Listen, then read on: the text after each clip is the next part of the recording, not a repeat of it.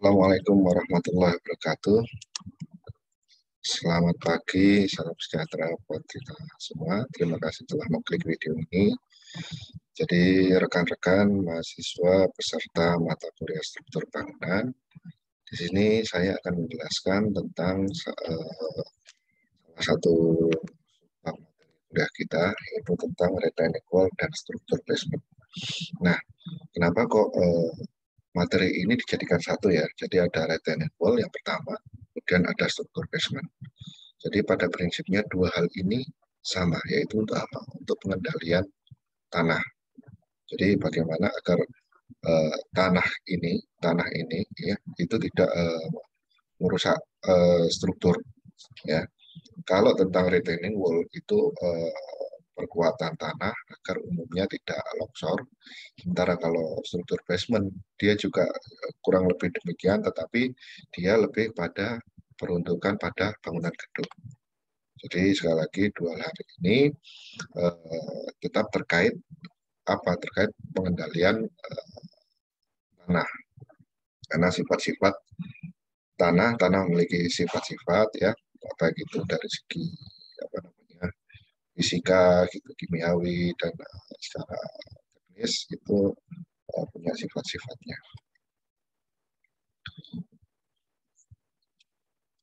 Yang pertama adalah tentang retaining wall. Apa sih retaining wall itu? Retaining wall merupakan dinding penahan tanah ya.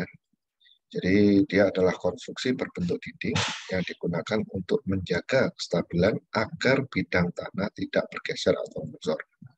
Ini pada sebelah kanan Anda mungkin sering ya melihat seperti ini gitu ya.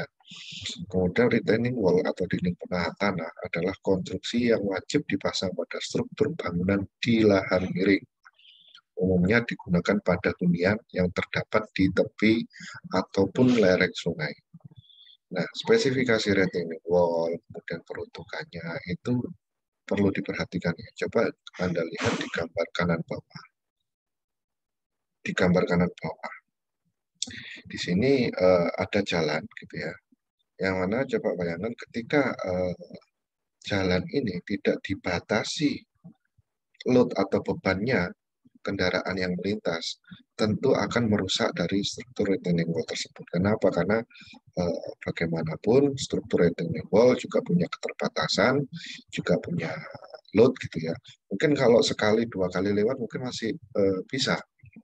Tapi bayangkan coba misalnya dengan getaran yang tinggi, dengan beban yang tinggi, tentu akan terjadi longsor. Makanya dibutuhkan perhitungan-perhitungan dan batasan-batasan atas kendaraan yang melintas di atasnya. Kemudian saya lanjutkan. Retaining wall adalah konstruksi bangunan yang digunakan untuk menjaga keseimbangan tanah agar tanah tidak bergeser atau longsor. Kemudian digunakan untuk menjaga kestabilan bentuk dan struktur dari bidang konstruksi ini dibuat solid ya, sehingga tanah dapat ditahan dengan baik. Ya, meskipun secara sistem ada beberapa metode yang bisa diterapkan. Tapi rata-rata retaining wall dibuat secara solid.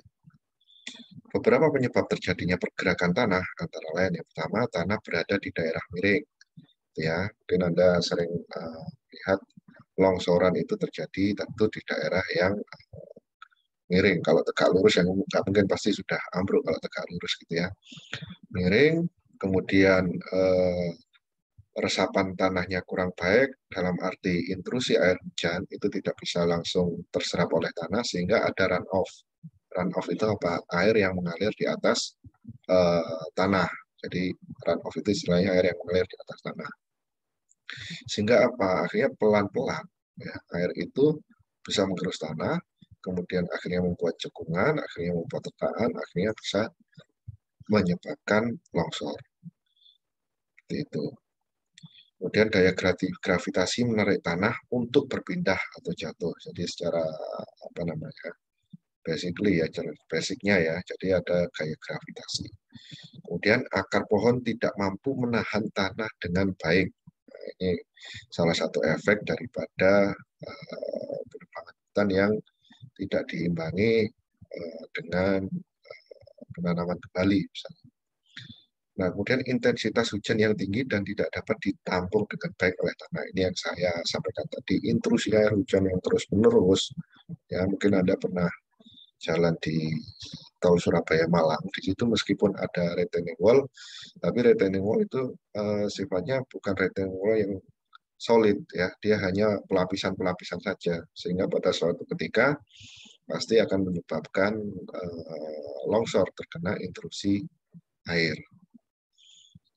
Kemudian berada di kawasan patahan antara tanah berkontur tinggi dan tanah berkontur rendah. Jelas ini. Dan gempa bumi, jadi gempa bumi dengan pergerakannya akan mematahkan sebagian daripada tanah tersebut. Dan erosi dan letusan gunung, karena letusan gunung juga menyebabkan apa namanya, gerakan gitu ya. Mungkin Anda pernah dengar istilahnya gempa vulkanik ya. Jadi aktivitas gunung berapi itu ternyata juga menyebabkan bumi itu bergetar. Kemudian tergoyak oleh getaran mesin yang kencang. Ini yang saya sebutkan tadi. Longsor bisa terjadi ketika di atas dilintasi truk atau beban berat ya, yang barangkali itu secara terus-menerus. Seperti itu bisa menyebabkan longsor, sehingga harus hati-hati pada posisi ini. Nah, ini adalah tipe-tipe retaining walls. Ini barangkali hanya tipe standar saja. Sebenarnya ada dari ilmu pengetahuan teman-teman sipil itu dari satu tipe ini bisa berkembang ke banyak tipe apa namanya pendalamannya. Coba kita lihat sebelah kiri. Ini adalah gravity wall. Gravity wall itu paling sederhana. Biasanya dia memakai batu kali atau batu kuntung yang diikat oleh apa namanya semen, campuran semen pasir, gitu ya. Nah, gravity wall ini menitik beratkan pada bebannya, ya. Dia punya beban, punya kekuatan, punya solid, kemudian punya ikatan dengan semen. Dia hanya mengandalkan itu. Nah, kemudian apakah berarti ini paling lemah dong, Pak? Iya, memang paling lemah. Akan tetapi ya teman-teman sipil tentu akan mempertimbangkan hal-hal spesifik, misalnya karakteristik tanahnya bagaimana. Apakah cocok ketika dipasang hanya cukup gravity wall saja? Nah, kemudian tentu misalnya kita bayangkan ya di atas, ini selalu ada intrusi air. Nah, kemudian intrusi air tersebut ya, coba saya pakai pen ya. Nah, intrusi air tersebut itu pelan-pelan akan masuk ke sini. Masuk ke sini. Nah, ketika intrusi air ada di dalam situ tentu akan membahayakan. Membahayakan apa? Akan terdorong ini namanya gravity wall ini akhirnya ambruk. Nah, makanya kenapa di gravity wall itu juga perlu ada pipa buangan air pada beberapa titik sehingga air itu bisa, karena air itu sendiri menjadi energi potensial ya kalau misalnya tidak dialirkan keluar gitu ya, karena akan bisa menghancurkan gravity wall-nya. Kemudian yang kedua adalah peeling wall. Peeling wall ini seperti ya, sistemnya juga ditancapkan dengan hidrolis ya. Cuman dia berbentuk beton atau besi, bahannya lembaran. Nanti akan kita jelaskan lebih detail. Kemudian yang ketiga itu cantilever wall. Cantilever wall itu memiliki kaki. Nah, ini teman-teman sipil juga yang lebih tahu tentang karakteristik tanah. Sekali lagi karakteristik tanah. Ini materialnya adalah biasanya beton bertulang. Ya, jenis tanah apa yang akhirnya mereka memutuskan menggunakan model cantilever wall ini. Kemudian yang keempat adalah angker, menggunakan angker. Dia seperti juga paling wall atau mungkin papan-papan biasa gitu ya, sederhana. Tapi dia bisa diangkur ke dalam, ya, dibor diangkur ke dalam, kemudian diikat sampai kencang. Itu juga bisa. Yang pertama, gravity wall. Konstruksi retaining wall jenis ini bergantung dengan bobot atau berat dari material strukturnya. Ya, sekali lagi, jadi tergantung pada berat material strukturnya, baik itu batu kali atau batu kumbung atau batu-batu yang lainnya. Coba kalau dilihat sebelah kanan ini, nah di sini ada treatment khusus, ya, yang mana di ending daripada tanah itu akan diberi kerikil, sehingga karena kerikil itu kalau sudah katakanlah padat, tetapi dia pasti punya celah kan, di mana itu tempat aliran air secara cepat. Ya, bandingkan jika ujungnya ini hanya berupa tanah saja, yang mana air itu akan lama-lama numpuk-numpuk, akhirnya amber istilahnya, tumpah gitu ya. Alangkah baiknya diberi kerikil ini agar bisa cepat menyerap. Kemudian jika diperlukan, kita perlu menambah pipa untuk kita alirkan keluar. Massa material tersebut akan menjadi penahan untuk gerak perpindahan tanah yang terjadi. Jadi massa, kembali ke massa, ke ukuran ya, ke ukuran daripada batu kali ini akan menjadi penahan untuk gerak perpindahan tanah yang terjadi. Dan material yang digunakan antara lain batu kali, beton bertulang, dan material berat lainnya. Ada batu kumbung, ada batu yang sudah didesain untuk retaining wall itu ada. Dan perhatikan pengikat antar batu, intrusi air, intrusi akar, pohon, proporsi, dimensinya. Ya, jadi pengikat antar batu itu maksudnya ya pengikat semennya ya, jangan sampai ada celah air di situ. Karena apa? Kalau ada celah air di situ, sekalinya ada celah air di situ atau celah air yang tidak disengaja, maksudnya kalau yang disengaja itu kan diberi pipa, ya kan? Atau diberi bambu. Itu memang celah air yang disengaja. Tetapi kalau tidak disengaja bahwa aduan semen di antara bebatuan ini akan bisa terlintasi oleh air, lama-lama celah daripada semen ini akan hancur.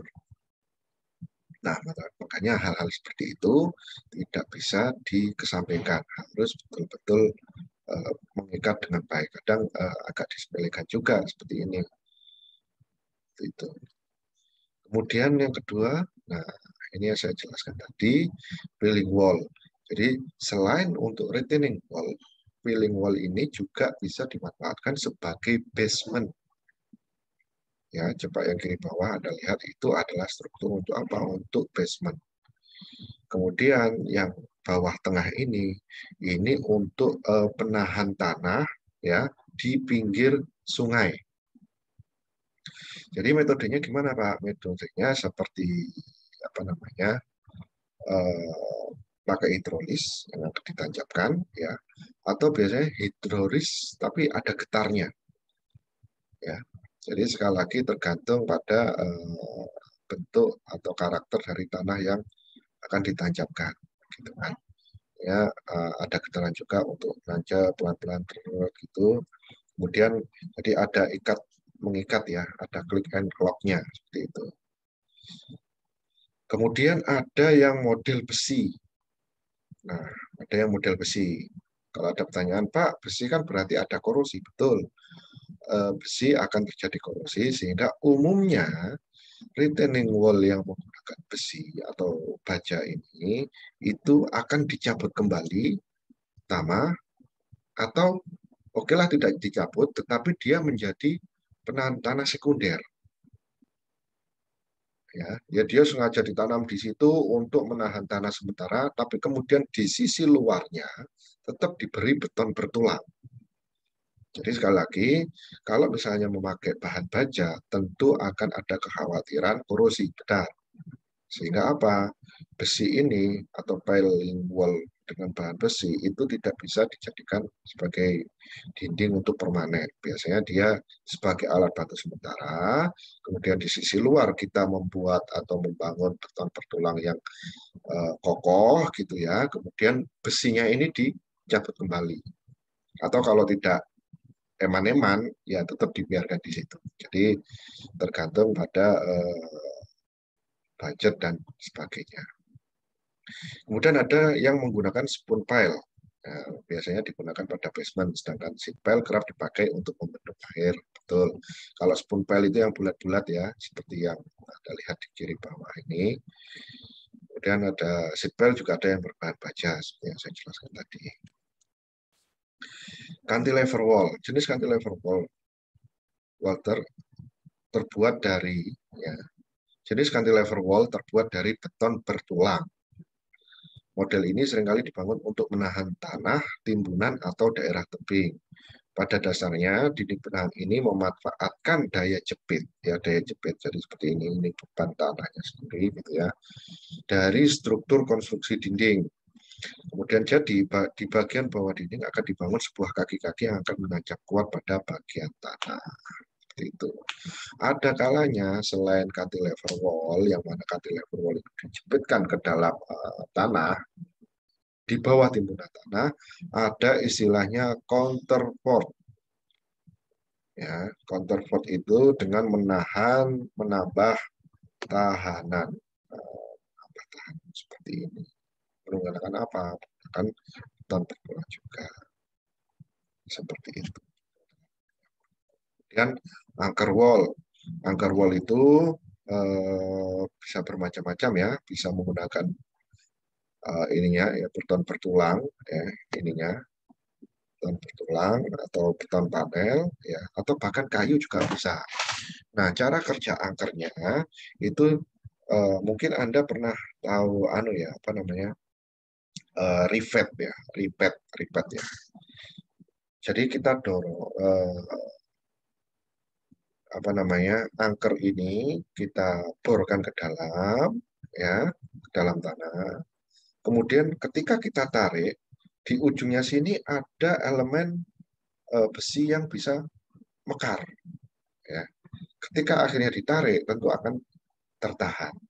Kita tarik seret sampai mana di titik padatnya antara elemen plat ini dengan dinding ini, itu akhirnya memadat.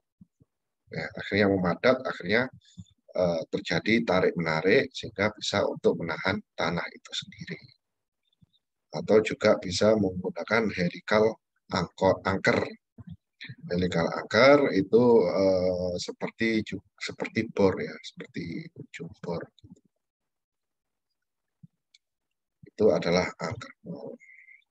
Ya, kemudian gambaran tahap pelaksanaan. Yang pertama meninjau lokasi pembangunan dinding penahan, kemudian melakukan pengukuran sebesar apa bidang atau dimensi dinding penahan yang dibutuhkan. Biasanya kontraktor akan membuat tabel yang memuat rasio lebar, tinggi, dan ketebalan dinding. Ini konstruksi ini maksudnya adalah apa namanya, Pak? Teman-teman sipil gitu ya, yang menghitung kekuatan dari retaining wall dan menghitung potensi tekanan gerakan tanah. Nah, yang ini ada sendiri ya bidangnya, bidang sipil geotek istilahnya, geoteknik. Kemudian melakukan perancangan lebar struktur dinding penahan tanah, struktur dasar tersebut harus menggunakan gerakan tanah sehingga konstruksi dapat bekerja secara maksimal. Kemudian mengkalkulasi kekuatan struktur konstruksi lewat inspeksi tegangan geser dan tegangan tekanan yang mampu diterima oleh dinding penahan. Kemudian memastikan stabilisasi geser, stabilitas guling, guling itu gulingnya ya atau rotate-nya gitu ya. Kemudian sliding, sliding itu misalnya, jadi jangan dikira bahwa dinding tanah ini akhirnya bisa apa namanya kepleset istilahnya, terpleset seperti ini, jadi slide seperti itu. Itu juga perlu dipertimbangkan. Makanya kenapa biasanya juga pada sisi bawah retaining wall itu juga ada batu kali, istilahnya batu kosong. Mungkin kalau Anda pernah masih ingat dulu saat pada materi mata kuliah konstruksi bangunan, istilah batu kosong itu fungsinya untuk itu. Di memperkuat stabilitas tanah. Jadi variabel yang perlu diperhatikan, yang pertama adalah kestabilan dinding penahan. Ya. Yang kedua, menghitung potensi beban tambahan di area pemasangan, misalnya ada di situ mau dilintasi atau didesain untuk dapat dilintasi kendaraan bermotor. itu juga harus dipertimbangkan. Kemudian potensi korosi. Jadi angker, material angker juga relatif akan muncul korosi, akan tetapi dari sisi bahan korosinya itu masih bisa ditolerir atau tidak itu perlu diperhitungkan. Kemudian potensi longsoran dinding penahan itu seperti yang saya sampaikan tadi, potensi slidingnya. Baik, kemudian kita beranjak ke struktur basement. Jadi seperti yang saya sampaikan tadi, jika retaining wall itu dibuat untuk dinding penahan tanah, ya, yang secara khusus biasanya itu untuk outdoor, sedangkan dinding basement atau struktur basement itu biasanya kepentingannya untuk gedung, bangunan, dan sebagainya. Basement adalah lantai bangunan yang sebagian atau seluruhnya berada di bawah permukaan tanah, baik itu satu atau lebih. Umumnya, basement digunakan sebagai tempat parkir, ruang lintas untuk sebuah bangunan, tempat menyimpan sistem penghangat atau pendingin ruangan, garasi, hingga gudang. Kenapa biasanya untuk tempat parkir dan lintas? Karena secara karakteristik sendiri, basement itu memang kekurangan udara, ya, aliran udaranya memang kurang baik dan seterusnya, sehingga dimanfaatkan untuk ruang-ruang yang memang tidak membentukkan terlalu banyak aliran udara, atau secara spesifik teknis itu masih dapat di apa namanya ya, tolerir. Sementara itu pada konstruksi rumah, basement makin banyak digunakan untuk berbagai keperluan seperti gudang penyimpanan dan seterusnya. Struktur basement juga berkaitan dengan struktur penahan atau retaining wall, namun dengan fungsi sebagai ruang dalam. Jenis-jenis struktur basement menggunakan sheet pile, seperti yang saya jelaskan tadi terkait sheet pile, dengan bahan baja atau beton. Kemudian ada istilahnya diafragma wall. Kemudian dengan continuous pile. Continuous pile tadi juga sudah saya jelaskan, saya menggunakan pile, spoon pile yang bulat-bulat itu dipasang terus-menerus, dipasang secara berjajar seperti itu ya. Sehingga akan membentuk konstruksi secara masif. Nah, ini contoh menggunakan sheet pile dengan bahan baja atau beton. Sheet pile juga bisa digunakan sebagai bahan untuk basement. Ya. Perhatikan kondisi lahan sekitar karena pemanjangan sheet pile menimbulkan getaran. Seperti yang saya sampaikan tadi, ini gambarnya ini alatnya ini menimbulkan getaran. Alatnya ini menimbulkan getaran. Jadi ada vibrasi di situ. Gitu masuk ya. Kemudian sheet pile berbahan baja biasanya digunakan sementara, seperti yang saya jelaskan tadi. Setelah dinding beton basement sudah kering, sheet pile bisa dicabut kembali. Sheet pile berbahan beton juga bisa digunakan sebagai dinding sekunder seperti bahan baja, namun tidak dicabut kembali. Maksudnya apa? Secara tampilan ya, sheet pile itu bisa jadi ada agak kemiringan sekian senti gitu ya, yang akhirnya sheet pile itu tidak bisa lurus, benar-benar lurus bagus gitu ya, sehingga sang perancang sipil arsitek itu akhirnya memutuskan sheet pile ini adalah penahan sementara, kemudian kita buatkan beton bertulang yang lebih kokoh sehingga bisa lebih halus hasilnya. Seperti itu.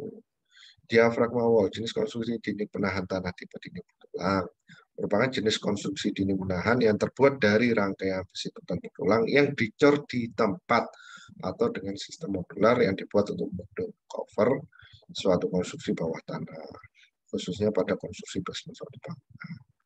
Diafragma wall dapat dikomunikasikan dengan sistem angker untuk menambah daya dukung terhadap tekanan aktif lateral tanah, juga berfungsi dalam proses dewatering untuk memotong aliran muka air tanah. Nah, ini salah satu contoh atau gambaran daripada diafragma wall. Yang pertama Anda bisa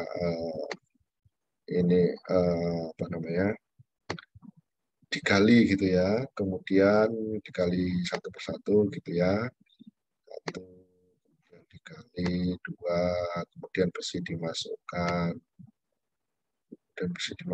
kemudian dicor, seterusnya.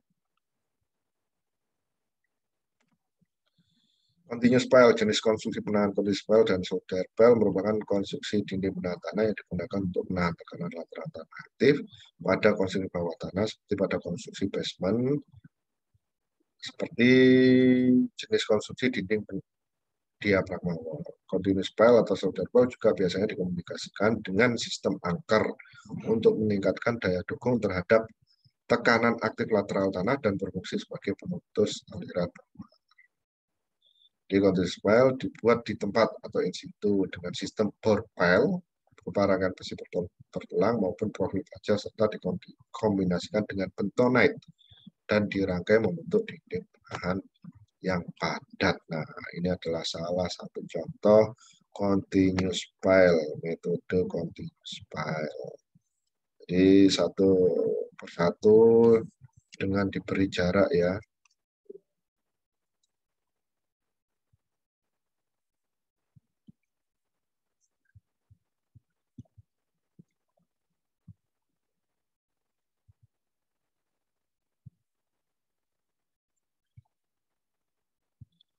Maaf.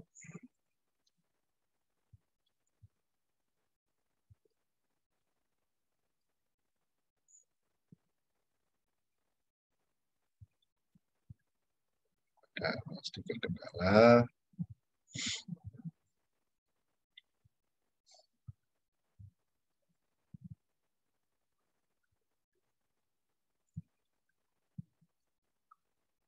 Oke.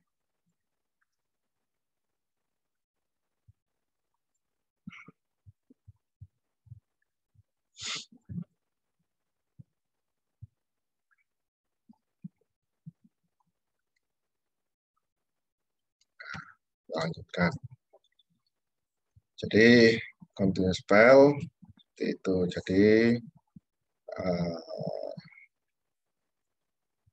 pile ini dibor ya, kemudian diisi besi, kemudian diisi tulangan, kemudian dicor, dan itu sementara diberi jarak. Kemudian ketika sudah mengering, baru di sela-sela jarak tersebut baru dikerjakan. Dan pesan saya, pemahaman terhadap struktur penahan tanah harus diimbangi dengan metode pelaksanaan. Pemilihan struktur penahan tanah yang tepat harus memperhatikan jenis tanah, kegunaan retaining wall, kondisi lingkungan sekitar, serta baja. Baik, terima kasih. Itu yang bisa saya sampaikan. Mohon maaf bila ada kekurangan. Assalamualaikum warahmatullahi wabarakatuh.